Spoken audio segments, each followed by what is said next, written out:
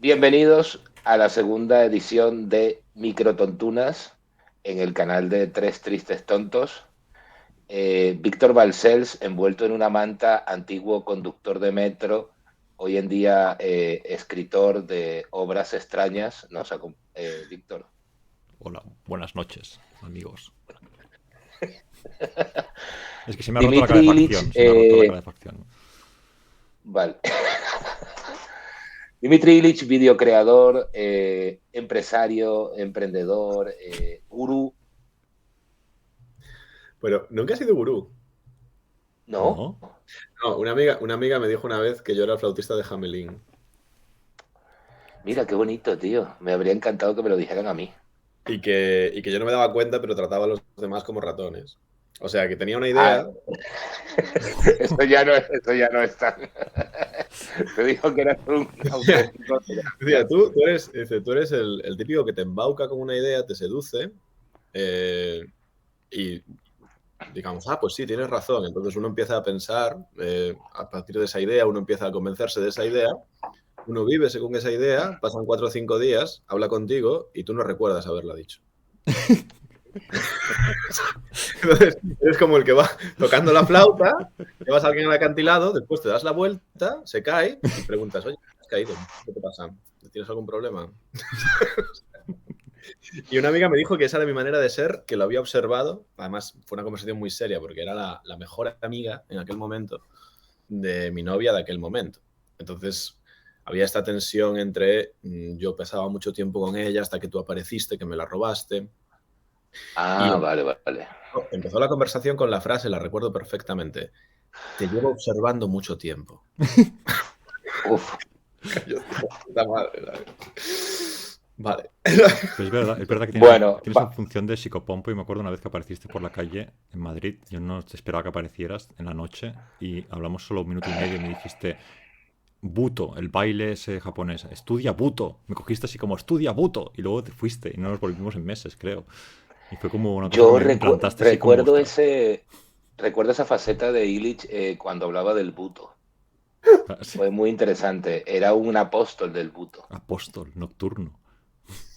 Nocturno y diurno también. Tú porque lo viste de noche, pero de día decía lo mismo. Bailad Buto, es una maravilla. Bueno, el leitmotiv de este programa, señores, es una frase muy sencillita: libros para perderse en contradicciones internas. Nos ha parecido curiosa y nos arrancamos. ¿Quién quiere empezar? Si queréis empiezo yo, que no traigo un libro. Perfecto, De acuerdo. avanti. O sea, quiero decir, es un programa sobre contradicciones, por lo tanto. Yo contradigo el programa, ya no traigo un libro. A ver, mi pregunta, resumiéndola, voy a intentar formularla para que, como título. Y ahora la contextualizo. Mi pregunta es si no es la enunciación de la verdad algo que se tiene por fuerza que contradecir con las condiciones de posibilidad de esa enunciación.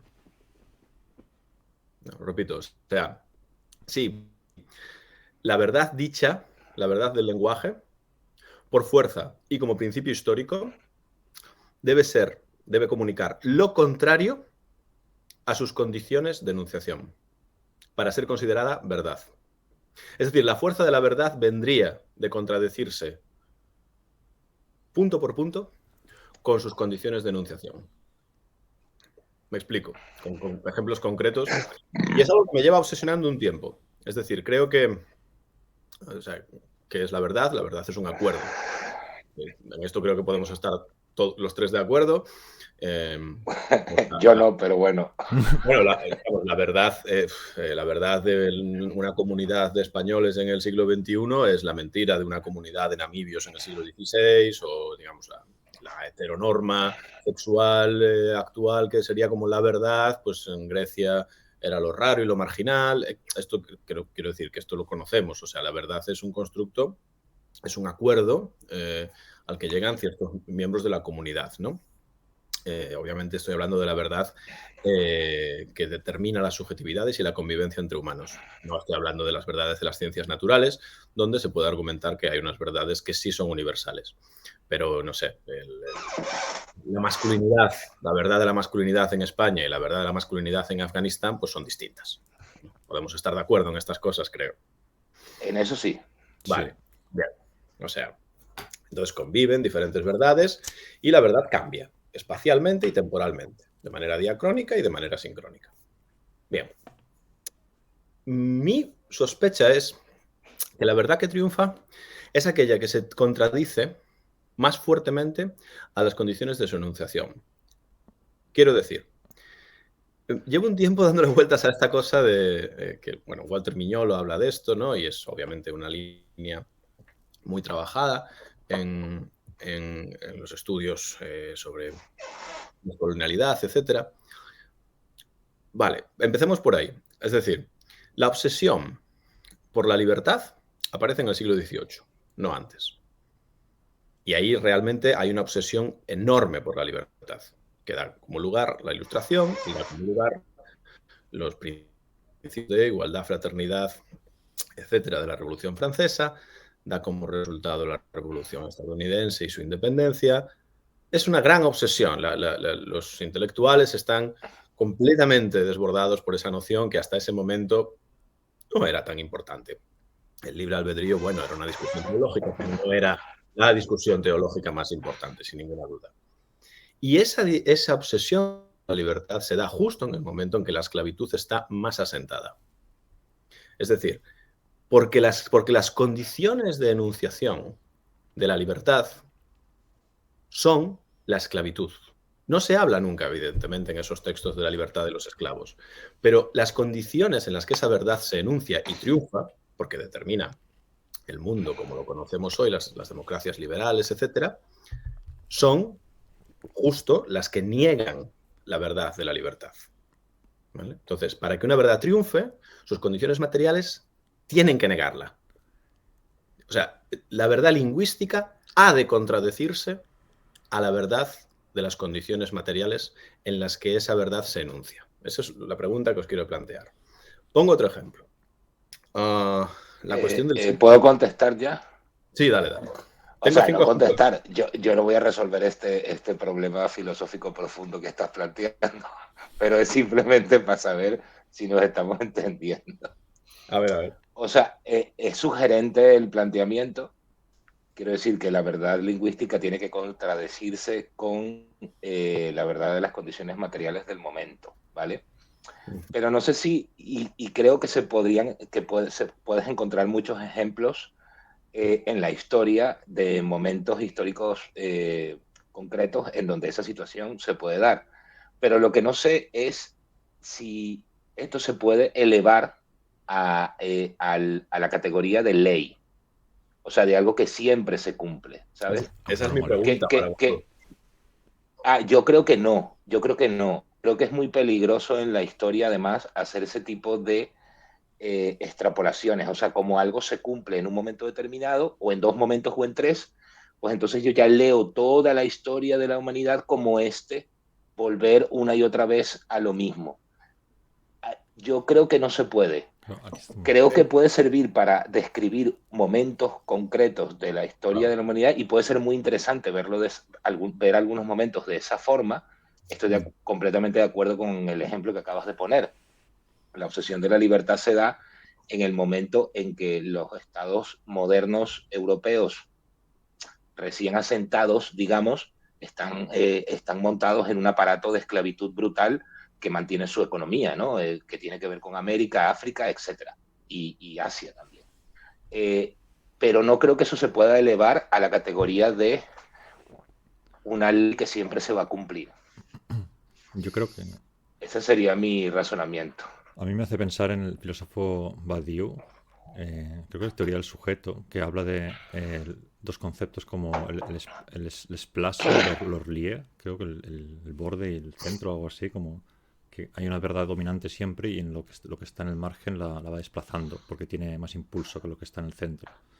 Lo mismo que sería tesis, antítesis, pero claro, ahí está el problema este problema de dónde está el límite entre una cosa y otra, que es, hay un texto de Derrida que se llama El tímpano, donde reflexiona sobre el concepto de límite, porque tú dices verdad lingüística y luego verdad, pues no sé qué otro término usabas, pero ¿cuándo pasa de ser lingüística a material? ¿Cuándo, o sea, la propia conceptualización de esto es engañosa, de alguna manera, diría, ¿no? Bueno, yo históricamente también podríamos vincularlo al siglo XVI, ¿no? O sea, toda la cuestión del genocidio de los taínos y del Caribe, pero en nombre de la cristiandad y del bien, o también podemos vincularlo, saliéndonos de la historia, podemos vincularlo a experiencias personales, artísticas. Es decir, mis grandes experiencias de verdad, y creo que las de todo sujeto, son aquellas carentes de lenguaje. Es decir, ante la muerte de un ser querido, de un ser muy querido, no hay palabras. Y además esto es una cosa muy común que se dice, ¿no? Como esto es inexpresable, ¿no? Cuando es como no tengo nada que decir, ¿no? Incluso decir el lo siento, como si muere la madre de alguien, el padre de alguien muy querido. Si yo os doy la mano y os digo lo siento, siento que estoy haciendo el tonto. Que lo que debo hacer es miraros a los ojos y quedarme en silencio con vosotros. Porque lo único que está a la altura de esa gran verdad, de la verdad de la muerte, es el silencio. Es decir, solo la aparición del lenguaje ya va en contra de esa verdad. Por no hablar del orgasmo. Es decir, nadie en el momento del orgasmo de repente elabora una teoría sobre algo. Es un grito. Perdón. A ver. No. Tal Por vez, ahí no voy a pasar. tal vez Jorge. Vamos. A ver. Historias. Hay historias de Yo tengo eso. una manzana y un té y mucho tiempo. No, pero no se trata de eso. Quiero decir, por supuesto que puede alguien en el momento del orgasmo decir, ¡oh, eureka! Claro que sí, hombre. Claro, pero cuando tú acudes Que sí, ¿por qué no? O sea, ¿dónde ves esa imposibilidad? Es más un grito inarticulado o una palabra al significado de un grito. Muchas veces no es tan inarticulado. Vale. A ver, No, puede ser un grito o un jadeo inarticulado o un pensamiento X, pero también hay, yo qué sé. yo me refiero en el momento del orgasmo. Bueno, No sí. momento previo ni posterior, Ya. ¿eh? O sea, no me estoy refiriendo al momento de llegar al orgasmo o al momento posterior. Evidentemente hay mucho lenguaje. Pero en el momento de verdad sexual, como en el momento de verdad de la muerte, mi experiencia es que el lenguaje contradice esa verdad. Contradice. Es decir, claro, por eso estoy hablando de esto, porque es un programa sobre contradicciones. Mi teoría básicamente es que el lenguaje, la verdad del lenguaje, para ser verdad, debe contradecir las condiciones normales. Y eso funciona también al revés. Es decir, cuando hay una verdad en las condiciones materiales, sexo, en el sentido orgásmico, muerte, la aparición de una verdad lingüística contradice esa verdad. La convierte en otra cosa, en una especie de mentira, algo así, ¿no? Y esto, para terminar, también creo que funciona, a nivel político funciona maravillosamente bien. Es decir, y además tanto en la derecha como en la izquierda. Por un lado, si uno se para a pensar en los grandes popes del hazlo tú mismo, de la emprendeduría, del libre mercado, de sal adelante por ti mismo, hoy en día son, pues en España, Isabel Díaz Ayuso, que ha vivido toda su vida de la política, que nunca ha hecho nada por sí misma. Cayetana Álvarez de Toledo, que es noble, es marquesa, y que tiene una herencia, como sabemos, impresionante. Espinosa de los Monteros, otro noble, que tiene un patrimonio absolutamente impresionante y que tampoco ha hecho nunca nada por sí mismo. Santiago Abascal, que una vez tuvo un negocio y quebró. Son toda esta gente cuyas condiciones materiales básicamente indican que el hazte a ti mismo no funciona, las que venden y son creídas, porque tienen votos, ¿no? O sea, su verdad es creída por mucha gente, las que venden, esta es la manera de hacer las cosas. La manera como yo no la he hecho, como además cuando la he hecho he fracasado, pero esto es mi venta. Y en la izquierda pasa exactamente lo mismo. Es decir, la mayor parte de discursos revolucionarios de izquierda, que después definen las subjetividades, como tanto en el marxismo como en la teoría queer, no me importa, podéis coger cualquier línea de pensamiento progresista. Se genera en la universidad, normalmente. Puede que tenga un componente popular, pero esas ideas se están debatiendo en la universidad, que es la institución más conservadora de Occidente. O sea, hasta tal punto que cuando surge el ejército en el siglo XVI, copia la universidad. La estructura de la universidad, que viene del siglo IX, se copia. Digamos, el ejército la copia. O sea, la universidad es una estructura fuertemente jerárquica, fuertemente con unas reglas inamovibles que tiene más de 14 siglos y que en esos 14 siglos no ha cambiado apenas. Y es dentro de esas condiciones materiales absolutamente conservadoras que se elaboran verdades revolucionarias, antisistema, antijerárquicas. Es un poco... Por eso quería traer esto acá, porque veo esta dinámica entre la contradicción entre la verdad del lenguaje y la verdad de las condiciones materiales como necesaria para que triunfe la verdad del lenguaje. O sea, si lo que uno dice no se contradice con las condiciones materiales en las que uno enuncia esa verdad no es una verdad suficientemente fuerte. Se va a percibir como una mentira o como algo que no tiene la fuerza necesaria como para triunfar. Pero es la que domina en ese momento dado, ¿no? Esa verdad es la que está dominando y que será desplazada. Sí, y uno nunca se refiere a las condiciones materiales que la contradicen. Claro. O sea, alguien puede hacer la crítica que yo acabo de hacer ahora y decir, bueno, a ver, sí, obviamente se dice, oye, Abascal, qué tontería lo que está diciendo, si usted nunca, o Cayetana Álvarez de Toledo, si usted nunca ha entendido, si usted no sabe lo que es el libre mercado porque ha nacido marquesa. O sea, es que usted es la contradicción. ¿Cómo puede estarme vendiendo? O sea, no cómo puede estarme vendiendo, porque cada uno puede vender lo que quiera, pero ¿cómo podemos tanta gente estar comprando? Esa sería la pregunta. O sea, ¿cómo ante esta flagrante contradicción entre las condiciones materiales y la verdad que se enuncia, esa verdad la creemos muchos? Y lo mismo con las cuestiones universitarias. O sea, una cantidad de gente intentando aplicar a sus vidas absolutamente deslavazadas, con trabajos precarios, sin condiciones materiales estables, etcétera, verdades enunciadas por catedráticos y catedráticas que ganan $200.000 al año y que tienen plaza fija sobre lo que sea. Es como, claro que no. O sea, vamos a ver, esa verdad se enuncia en ese lugar por dinámicas de ese lugar. Esa verdad le va a dar al autor de esa verdad una serie de condiciones materiales. Va a poder pagar una hipoteca, va a poder crear una familia, va a poder... Es por eso que se enuncia esto. Y tiene que ver con el convencimiento también de que mejoraría el mundo, pero fundamentalmente tiene que ver con el convencimiento de que mejora la propia vida de quien lo escribe, ¿sabes? Pero luego esto se olvida.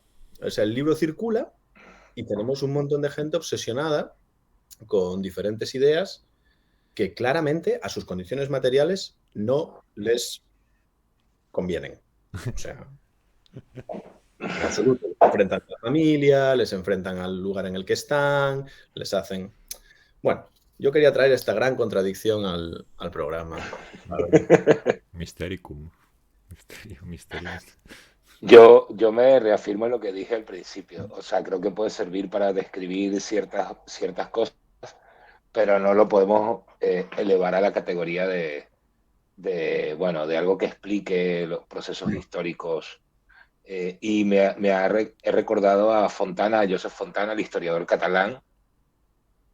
Bueno, el libro este de historia, análisis del pasado y proyecto social. No sé si te acuerdas, Illich, que este libro lo hemos comentado, ¿no? Cuando él habla de Toynbee, ¿no? Claro, lo que tú estás enunciando es una morfología de la historia, ¿no? O sea, la historia, en todas las sociedades hay una serie de incitaciones, ¿no? Luego hay unos factores adversos y luego hay una respuesta de los hombres a esos factores adversos, ¿no? Entonces Toynbee llega a la conclusión de que hay 20, no sé cuántos tipos, 20 algo, no recuerdo cuántos tipos de sociedades que han surgido. Y claro, lo que le dice Fontana es, a ver, señor, usted no puedes elevar eso a una categoría, ¿no? De hecho, recuerda, hay una frase que es buenísima de Fontana que le dice algo así como la investigación de la historia, no sé si le dice, mi memoria. Bueno, pero dice algo así como la historia como disciplina, yo qué sé, académica y tal, puede cesar, puesto que el señor Toynbee ya ha explicado todo lo que merecía la pena explicar, ¿sabes? Bueno, Fontana da unos mandobles brutales. Y creo que en este caso pasa un poco eso. O sea, me parece sugerente para describir ciertas cosas, pero no siempre. No, pero con esto, ¿no es también una experiencia inmediata que tenemos nosotros? Es decir, cuando amas profundísimamente y locamente, de una manera envolvente a alguien, no puedes decir te amo. Lo que expresa es, cuando es ese sentimiento tan fuerte, lo único que puede expresar ese amor es una presencia que se mira a los ojos y que intenta transmitir todo lo que quiere transmitir, y ahí es cuando nos viene la expresión, no llegan las palabras, no bastan las palabras. No se trata de que las palabras no basten, lo que creo es que las palabras contradicen. No se trata de que no basten a las condiciones materiales, en este caso al amor que sientes por esa persona. No, no. Lo que pasa es que traicionarían ese amor. Decir te amo es no amar lo suficiente como para poder decirlo. Bueno, ese es tu, no sé. Claro, pues te remito otra vez al problema del lenguaje. El lenguaje no basta realmente, sin decir te amo, la expresión. No sé. Igual si fuera una palabra que sonara mucho mejor, un sonido mucho más espectacular, en lugar de te amo, ese sonido. En verso, en verso quedaría algo así como cuando dices que me amas, sé que no lo haces porque eres capaz de decirlo. O así, ¿sabes? Pues yo aquí apuntaría que el lenguaje melódico O algo así. alcanza más. El lenguaje melódico conecta más esto con lo otro. O sea, tú dices te amo, La poesía. estás amando locamente, luego lo quieres expresar y claro, cuando lo expresas no basta. Pero en cambio si lo expresaras en verso y con cierto ritmo dactílico o trocaico, lo que fuera, pues tendría mucha más fuerza. El lenguaje bastaría un poco más. Es un apunte nota al pie sin sentido, vaya.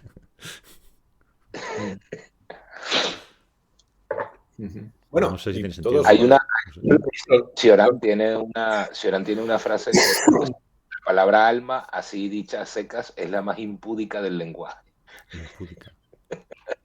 No sé si te refieres a eso, Dimitri, quizá, no sé, un poco, ¿no? No, porque Cioran es mucho más sutil. Yo estoy diciendo algo como muy concreto y muy poco sutil. O sea, Ya. lo que yo estoy diciendo es que la verdad del lenguaje, para ser considerada verdad, es decir, para ser acordada como Sí, verdad, ya. tiene que contradecir a las condiciones de su enunciación. Y eso lo encuentro tanto en cuestiones políticas como históricas, como afectivas, sentimentales. Bueno, Es que encontrar me contradicciones, sorprende continuamente. me refiero a encontrar contradicciones en la política de los países democráticos occidentales de la actualidad no es nada complicado, quiero decir, porque se basa esa política en muchas veces que uno dice una cosa y lo que hace ya, vamos, casi que a nadie le importa a veces. Bueno, esa sería otra cuestión, sí, pero bueno, es que, pero porque cuando uno habla en unas condiciones y cuando hace tiene otras condiciones. O sea, yo puedo decir, no sé, recuerdo ahora a Grecia en el 2008, nos vamos de Europa, vale, pero después hazlo. Bueno, Víctor es catalán, ¿sabes? Yo puedo decir 1000 veces, me independizo de España. Muy bien, hazlo. ¿Sabes?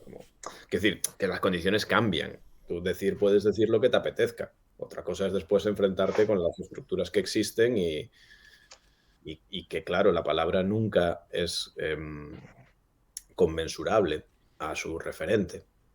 O sea, no existe ninguna palabra que tenga la misma medida, el mismo peso, la misma materia que aquello a lo que se refiere.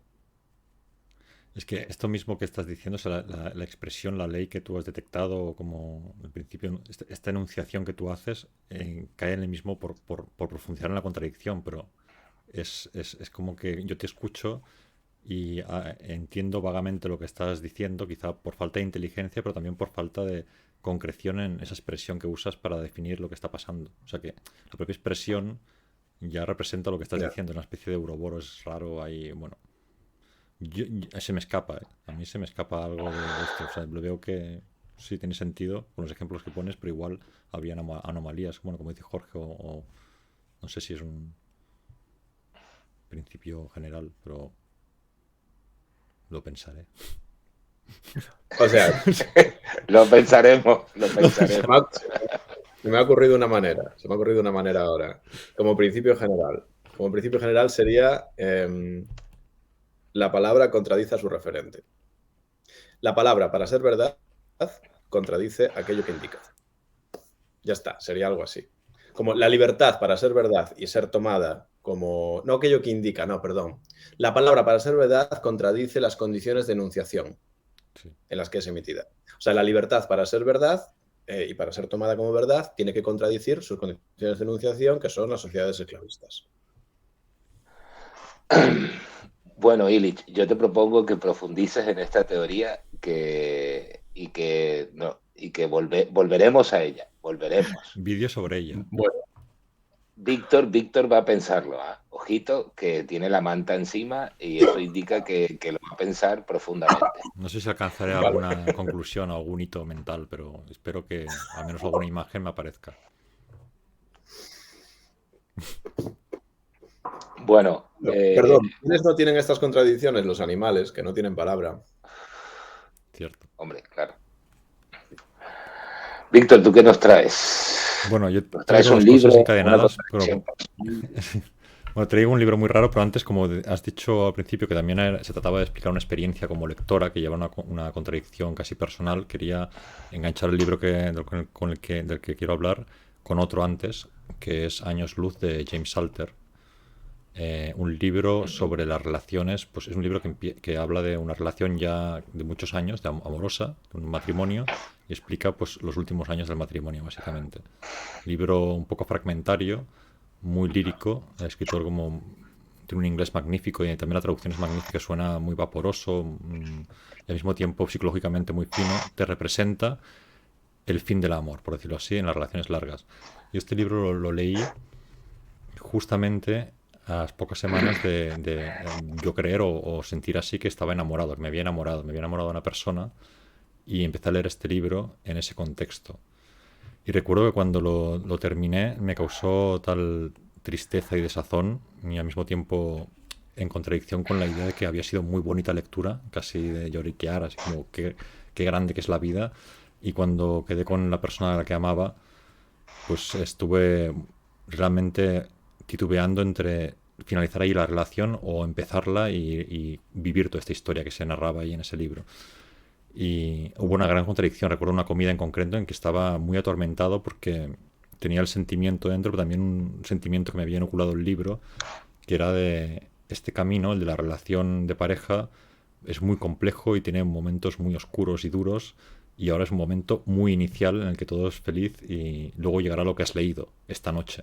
Entonces estaba la contradicción de haber leído lo que llegará y estar viviendo lo que estaba al principio. Bueno, para mí se genera un bucle mental que me lleva al siguiente libro, que es el que quería traer, del que, claro, explico todo esto porque realmente quizá no lo sé explicar, que es este libro de Tulas Hofstadter, se llama Godel Escher Bach.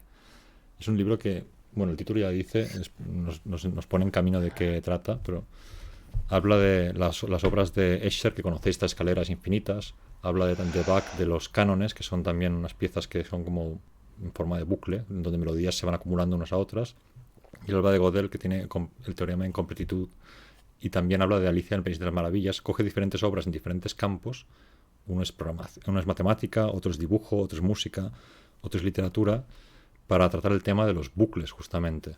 Los bucles.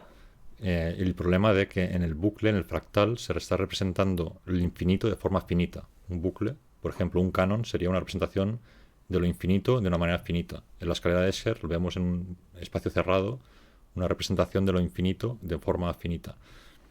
Y habla el libro en 1000 páginas de manera muy loca, porque igual te está explicando un cuadro, como te está explicando una pieza de Bach, como que te está poniendo casi lenguaje de lógica para explicarte un teorema matemático. Habla de la dificultad que tienen los sistemas, que es un principio básico, para explicarse a sí mismos. O sea, hay una contradicción de base que es la que explica el teorema de Gödel, como que una cosa en sí misma, por ejemplo, el universo, para explicarse a sí mismo, necesitaría de algo exterior a sí mismo.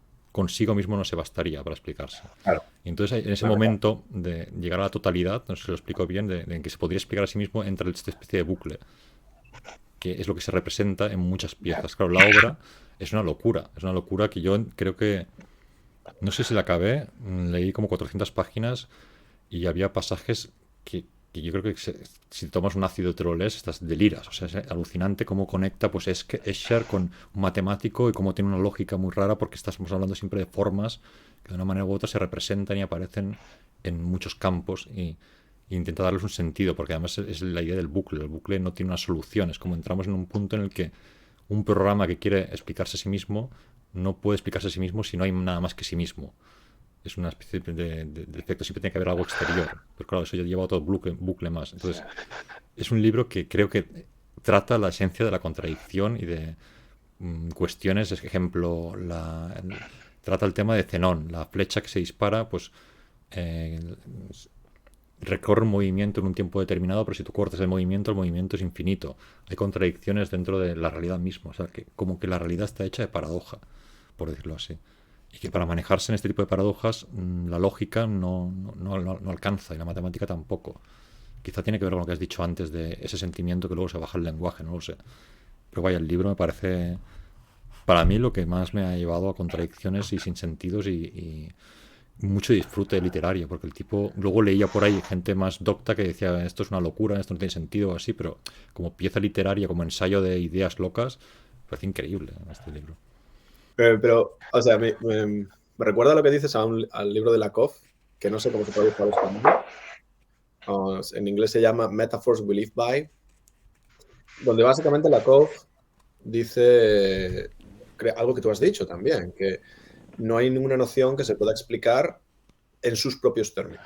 O sea, para explicar una noción recurrimos a los términos de otra. O sea, no explicamos el amor en términos del amor, explicamos el amor en términos de un viaje. Pues el amor como un viaje. Entonces, ¿dónde está nuestra relación? Esa pregunta ya, ¿dónde está? Se refiere a una concepción del amor como un viaje. ¿Hacia dónde vamos? Otra vez, ¿no? O sea, eso quiere decir, estoy concibiendo mi relación contigo como un viaje. O el tiempo, que se explica como dinero. Esta cuestión del tiempo es dinero. Y entonces, a partir de ahí, tú estás perdiendo mi tiempo, gastando mi tiempo, ¿no? En inglés se dice mucho, you're wasting my time, y waste es o sea, es una noción de to waste money, ¿no? Tu perder dinero. Y Sí, eso, sí, el tiempo es oro. claro, el tiempo es oro, o sea, como para explicar algo necesitamos otra cosa, y todo se explica en términos de otra cosa. Es un poco esto lo que decías, o es un poco esto lo del bucle. Sí, sí, exactamente. Que, o sea, y eso lleva la dificultad de que siempre hay una analogía con otra cosa y la analogía implica pues hacer paralelismos entre dos cosas que son distintas. O sea que es un problema en sí Exacto, mismo que claro. una cosa en sí misma no se puede explicar. Tienes que ir a otro lugar, como vamos al lenguaje también, y entonces hay ahí las confusiones conceptuales y las debilidades quizá del pensamiento conceptual en sí mismo. Claro, y entonces sientes el amor en términos del viaje, en términos de aquello que escojas para entender el amor, Sí, etc. Y concibes el dinero en términos o el tiempo sí. en términos de dinero, etc. Y al mismo tiempo, cuando leía esa novela, que tenía ese efecto, esa comida que estuve con esta chica, en la que yo estaba enamorado y al mismo tiempo tenía conocimiento del acabamiento porque acababa de experimentarlo como lector, ese bucle mental de sí, estoy enamorado, pero hasta lo otro, era en sí mismo un dibujo de esto, era un dibujo de esto. O sea, yo no podía salir a menos que precisamente la otra persona interactuara conmigo, hiciera algo conmigo o pasara algo en el mundo que me sacara de ahí. Ya, Ya. ya, Yo tengo que decir que yo cogí ese libro hace un montón de años. Estuvo de moda ese libro, ¿ah? Sí, Estuvo top en un momento en tus determinado bolsillos, y claro. yo lo dejé porque... No, no, es un libraco además. Pero yo lo dejé porque no lo entendí. O Ya, ya, sea, ya entiendo. ese libro me superó al 100%. Sí, sí. Lo dejé porque no, o sea, no podía con ello, ¿sabes?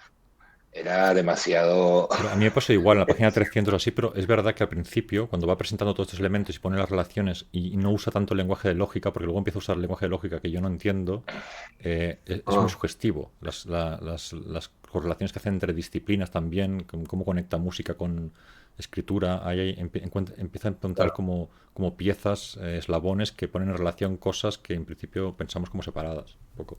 A mí por esa parte me gustaba. Y luego el teorema de Gödel-Lóchi lo explica de una forma entendible. O sea que como divulgador, que hablábamos el otro día, tiene un punto interesante y luego ya entra Sí, como algo muy técnico que a mí me petó la cabeza, pero yo ya tenía petada los supuestos que ponía. Cuando ponía los supuestos era como, vaya, esto es una locura.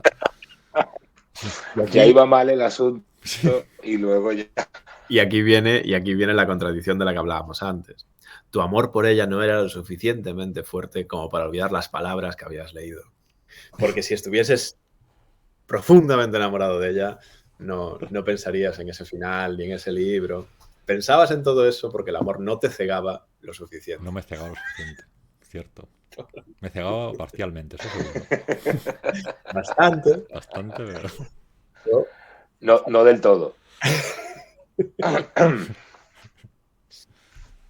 Oye, sí, seguid, que voy a por una manzana. Bueno, Vale. o Perfecto. sea, no. Bueno, Dimitri ha ido a por la manzana y a pensar argumentos contradictorios. Y bueno, yo voy a hablar de el libro que he pensado para este programa, que es El Golem de Gustav Meyrink. A ver, no voy a hablar del libro en sí porque no quiero, si alguien no lo ha leído, pues no le quiero joder el libro, ¿no? Primero, a ver, es una novela maravillosa. Meyrink es un autor austríaco creo que nació a finales del 19, principios del 20. El Golem, bueno, para los que no estén familiarizados con la leyenda del Golem, bueno, es muy sencillo, ¿no? Es una leyenda judía, hebrea, que se genera al parecer en la Edad Media, en algunos sitios de Europa Central, donde están viviendo los judíos. Y se trata de crear un hombre de barro o cualquier otro material maleable y darle vida a través de la palabra, es decir, a través de la combinación de ciertas letras del alfabeto hebreo, del antiguo alfabeto hebreo, ¿no? Entonces, eso es el golem. Luego hay 5.000 variaciones de la historia del golem. Evidentemente, hay relatos sobre el golem de los judíos que están en Polonia, en la zona de Cracovia, otros en Praga, en Chequia, etc. O sea, hay muchas variaciones, pero la leyenda del golem básica es esta. Un ser creado de barro o otros materiales, arcilla o algún material pues, que se pueda moldear, al que damos vida a través de la combinación pues, de unas letras del alfabeto hebreo, unas palabras mágicas, evidentemente, que hacen que ese ser cobre vida. La novela de Meyrink, bueno, es súper ocultista, transcurre en el gueto de Praga y bueno, hay una serie de historias y demás. ¿Por qué lo traigo aquí? Porque claro, yo leí este libro cuando estaba saliendo de la adolescencia o entrando, según se interprete, no sé. Pero bueno, yo tenía literatosis aguda y con agravantes. A ver, yo vivía en Caracas, que es una ciudad tropical, de un clima tropical, o sea, hace calor, y yo iba siempre con una chaqueta, con un chaquetón brutal, porque en la chaqueta tenía los bolsillos grandes y yo podía meter el libro allí, en el bolsillo, ¿no? Entonces yo iba con mi golem por ahí, por todos lados. A mí el libro me tenía fascinado, pero no solo a mí, tenía un amigo, mi mejor amigo en ese momento, estaba también totalmente obnubilado con el golem y el libro nos llevó a conversaciones completamente absurdas y bizantinas sobre esoterismo, nos metimos con la numerología, que si el 3 y el hexámetro mágico egipcio y no sé qué pollas, yo qué sé. Me da igual, no me acuerdo de todo esto, pero fueron disquisiciones larguísimas que no llevaban a ninguna parte, evidentemente. Pero bueno, recuerdo que, o sea, es el libro que más me ha metido a mí en una especie de aquelarre de oscurantismo, espiritismo, sorpresa y no sé qué. Pero además nos pasaron dos cosas en esa época que dieron al libro pues una entidad ya casi mágica, ¿no?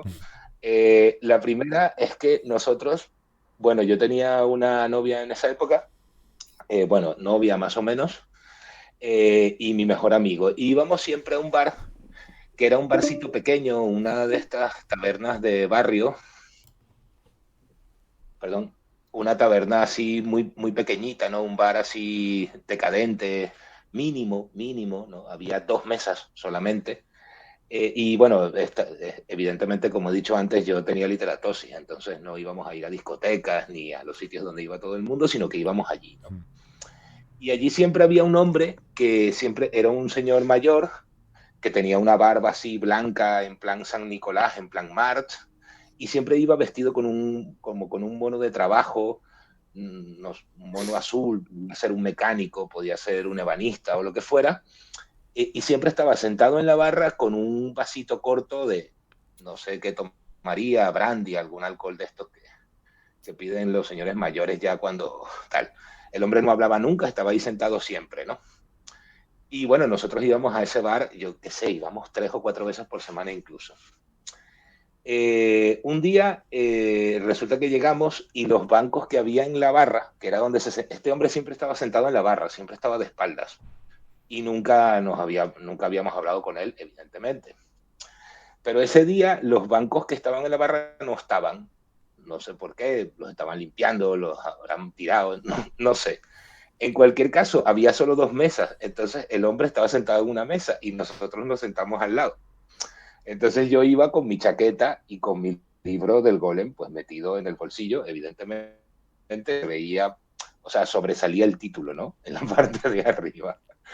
Entonces el hombre como que miró así, me vio el libro y por primera vez oímos su voz y dijo, buen libro. Y yo, nos quedamos así como, mierda, ha hablado. Y claro, yo le dije, sí, sí, tal, no sé Era el qué. Golem. Y bueno, seguimos hablando, el hombre se toma su copa, se levanta y claro, cuando se va a ir, se despide y me dice, muy buen libro, no lo pierdas. Y No se lo fue, pierdas. no lo pierdas. Y claro, ¿sabes lo que ocurrió? Que no volvimos a verle nunca más. Nunca. Hostia. Quiero decir, nunca.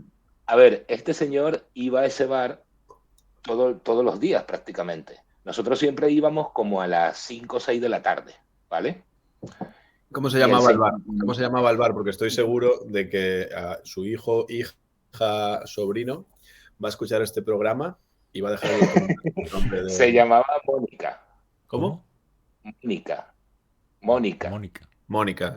En qué calle de Caracas estaba? ¿En qué año? Estaba en una urbanización que se llama Chacao, que tenía como una parte un poquito más pija y otra parte un poquito más donde había talleres y demás. Pero el tema es que el hombre siempre estaba allí, siempre estaba en el bar.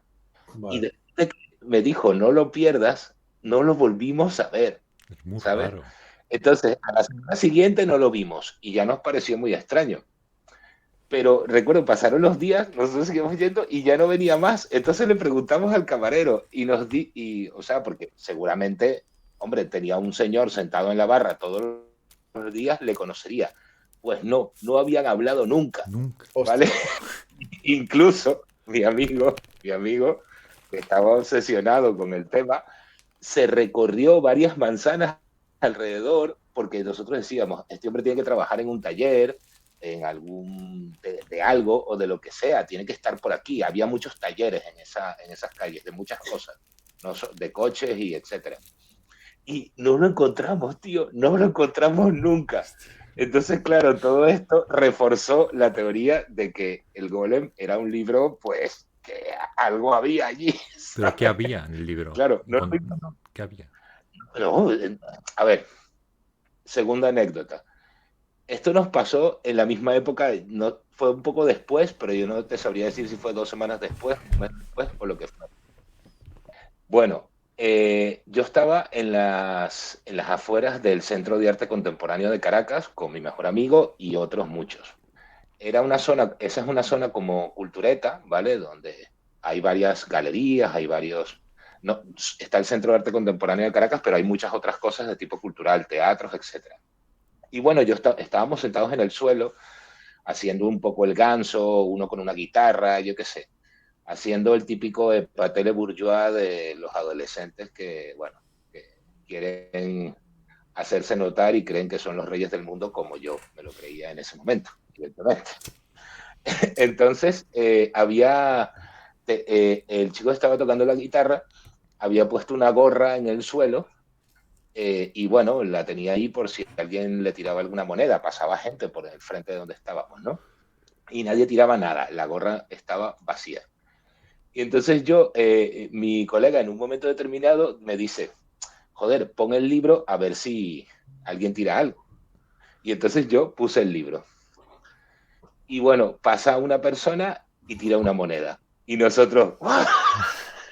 No puede ser, no sé qué. Pero pasa otra persona, no tira nada, pasan como dos, tres personas, no pasa nada. Luego pasa otra y tira otra moneda. Yo, algo está pasando, algo está pasando. Libro mágico. Y luego, tío, como, o sea, medio minuto después, venían como varios grupos. Estábamos a la salida de un teatro, ¿vale? Y entonces viene una pareja y tiran una moneda.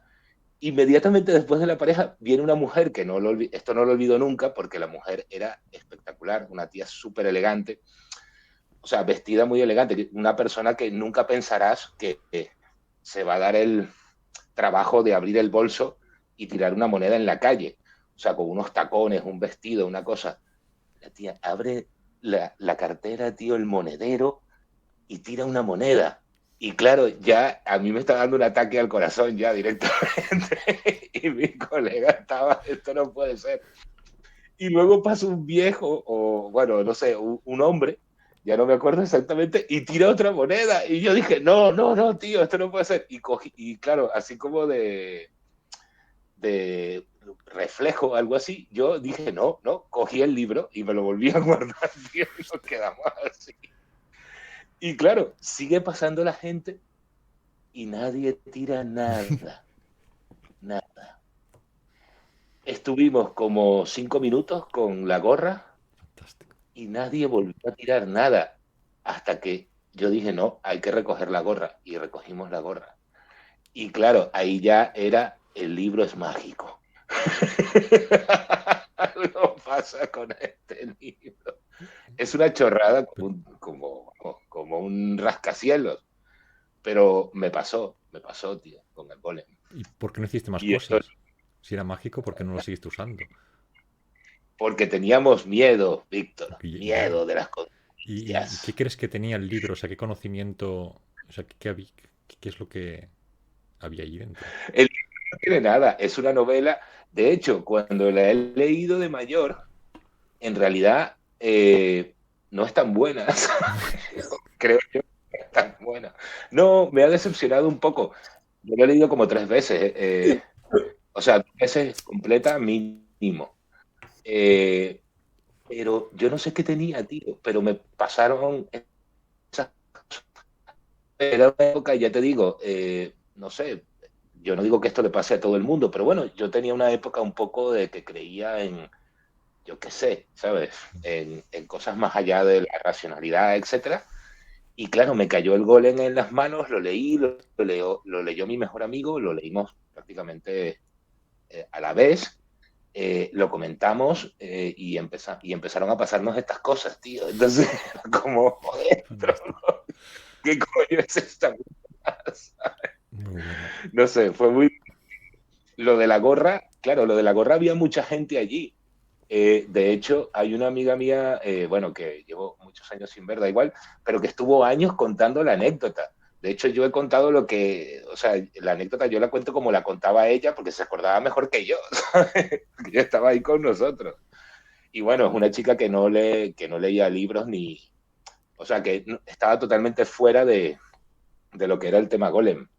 Se va a Pero cortar. yo creo que... Se va a acabar la llamada. Entramos de nuevo. Ah, sí, yo creo que tocas un punto ahí, que es el punto de la atención. Ahora lo dices porque la llamada va a acabar ya. Vale. ¿Estás, Víctor? ¿Empezamos? Sí, ya está grabando. No, o sea, lo que decías me recuerda en TikTok cuando alguien está dando un discurso un poco complicado, ¿no? Sobre todo, bueno, yo sigo sobre todo cuentas de extrema derecha y de extrema izquierda.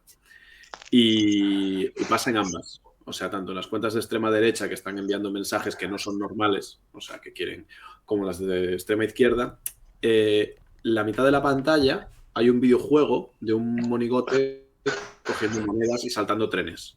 Y en la otra mitad está la persona hablando.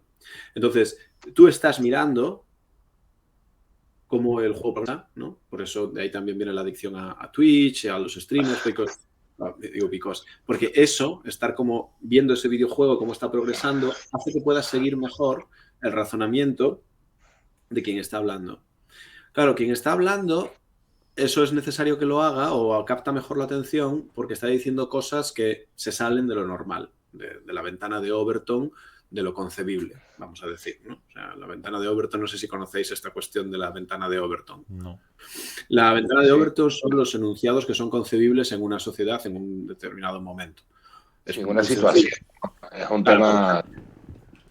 Antes del 2014, el muro, antes del 2015, el muro de Estados Unidos con México no estaba dentro de la ventana de Overton. O sea, si tú decías, hay que hacer un muro con México, la gente decía, ah, puto loco, ¿de qué hablas? Nadie dice eso.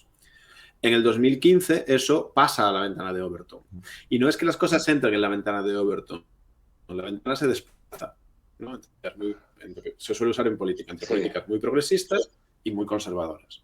Entonces, cuando tú haces concebible una idea que estaba fuera de la ventana de Overton por el lado conservador, mueves la ventana hacia el lado conservador. Y si de repente haces concebible, y por concebible quiere decir que pueda ser discutida sin tener que explicarla. ¿Sabes? O sea, que tú la digas y todo el mundo entienda de qué estás hablando. No todo el mundo, pero es ya una gran parte de la sociedad entiende de qué estás hablando. Entonces, aquellos que están argumentando o enunciando cosas completamente fuera de la ventana de Overton, tanto a la derecha como a la izquierda, ponen un videojuego en mitad de la pantalla avanzando. Un monigote que coge monedas, salta trenes, salta coches, esquiva cosas. Y entonces eso hace que tu atención se quede ahí.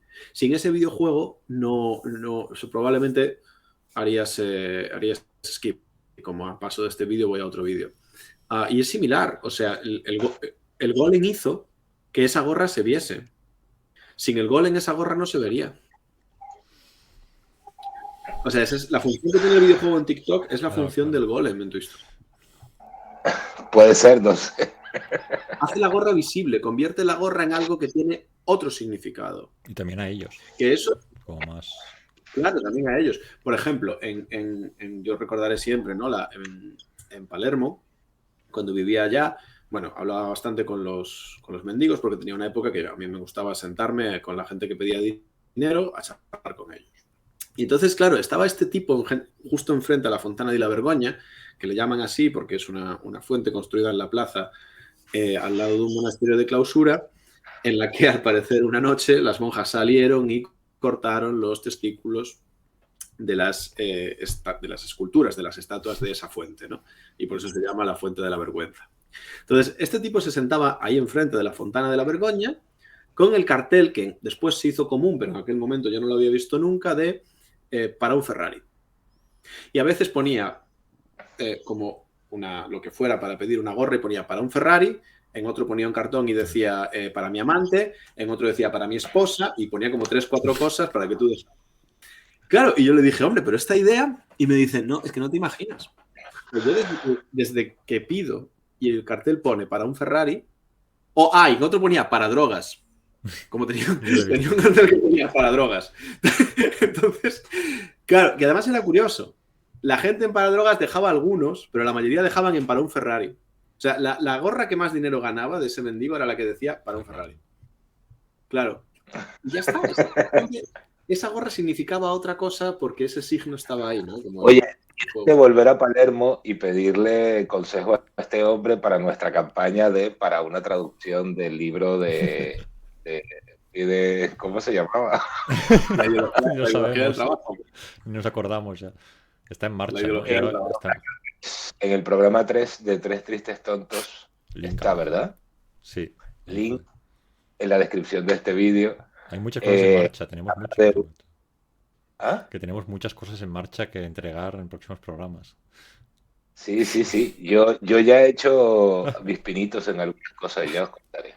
¿Has probado? Pero bueno, tienes razón. Evidentemente el libro hizo visible la gorra, ¿no? Pero Sí. era un libro pequeño, tampoco te creas que era o sea, no era una edición tapadura ni nada parecido. Pero el nombre, Golem, tenía también como El gol, Ferrari, tenía un sí, matiz. puede ser, no lo sé.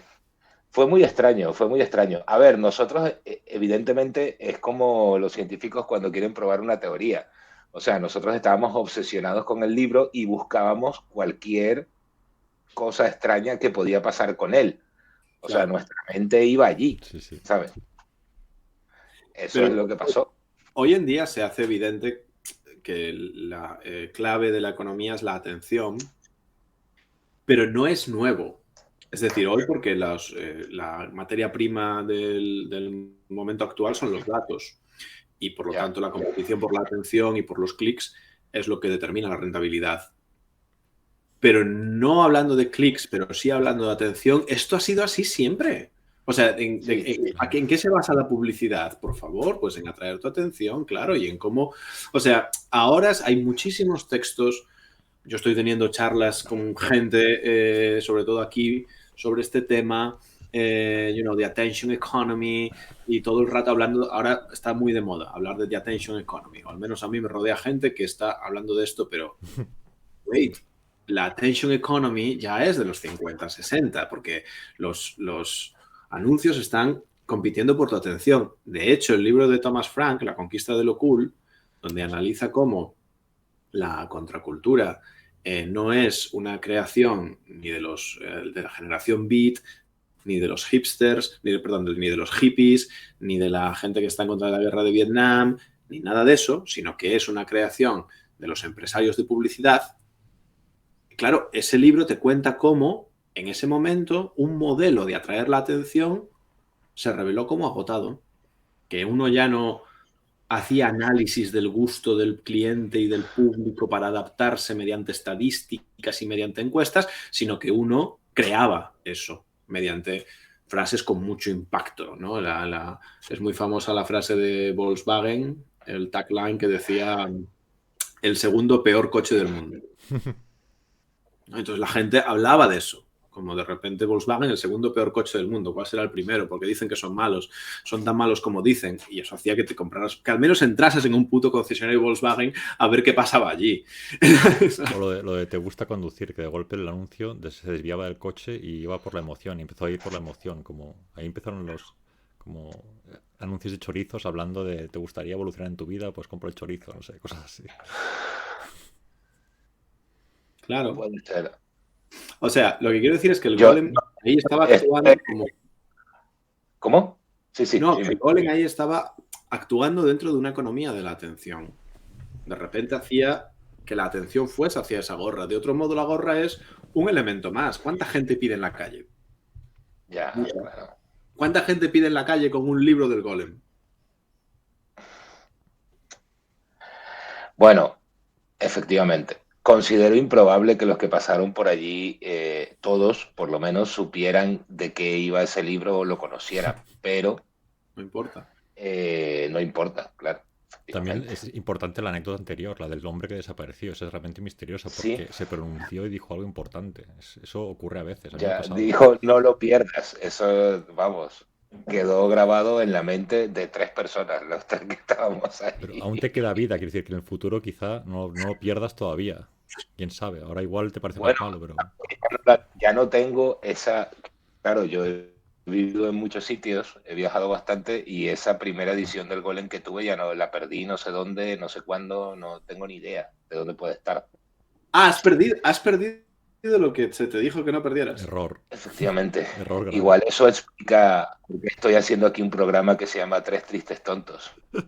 Se terminó Tres Tristes Tontos, cerramos el canal, no quiero tener nada más que ver contigo en toda mi vida. O sea, Está agafado, está agafado. Ha incumplido el designio de los ángeles. Has incumplido, tío. Has perdido el libro. Lo dejamos entonces. Lo dejamos aquí. Fin. Sí, que el hijo, la hija, el familiar de este señor, por favor, en los comentarios diga cómo se llamaba, a qué se dedicaba en realidad y qué pensaba del golem. Muy bien. Hasta luego. Gracias. Chao.